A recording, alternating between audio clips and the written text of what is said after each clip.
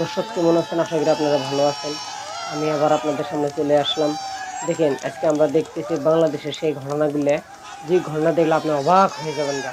সমস্ত মানুষ রাজপথের মধ্যে বাইর হয়ে আসছে।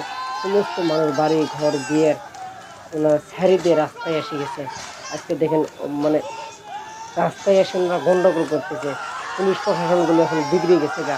মানুষ তো বিগড়িছে, পুলিশ প্রশাসনগুলো বিগড়ে গেছে গা। আপনি দেখছেন যে আমরা মোবাইল থেকে দেখতেছি পুলিশ প্রশাসনগুলো কিছু সাইনবোর্ড, কিছু পোস্টার ওনারা টেনে টেনে ছিঁড়তেছে। বাংলাদেশে কিন্তু শেখ হাসিনা নেই। বাংলাদেশে শেখ হাসিনা নাই।